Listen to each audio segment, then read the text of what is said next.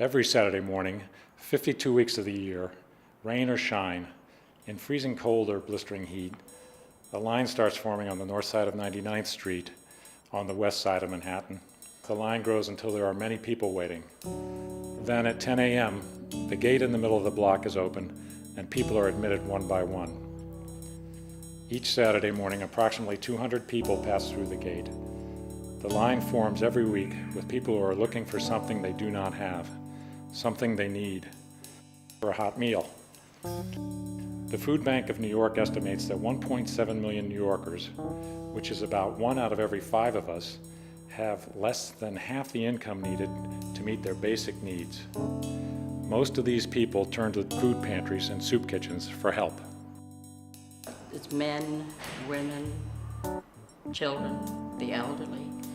They are just regular members of society who have had misfortune, lost jobs,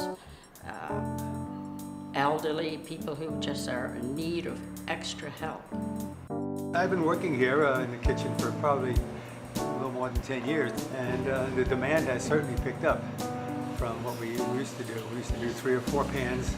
It's my way of keeping track of things. Now we're up to 6 and maybe even 7. A lot of people living in what you call a fixed income. And only thing that can support them is when they come here. The prices are going up because we're captive consumers as far as food is concerned. And even the cheapest food, like a loaf of bread, you can't get one for $1 anymore. Now it's twice or 3 times that. They get it because they need it. They come because they need it. They don't come just because, I'm going to get something free.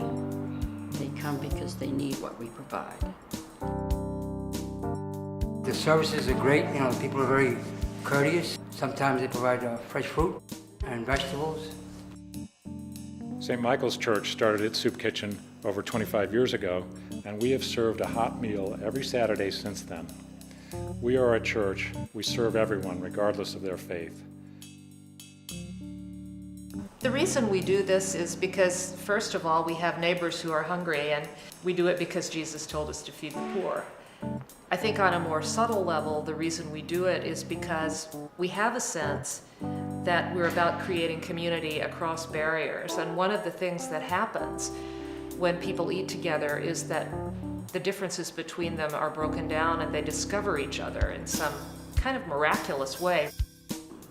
It's a learning experience both for the clientele and for the volunteer, because they share something that is very real in life, and that's caring for each other.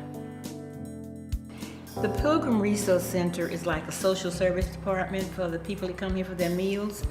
They come next door to the Gray Room, and we have information they can get about other soup kitchens, about pantries, about shelters.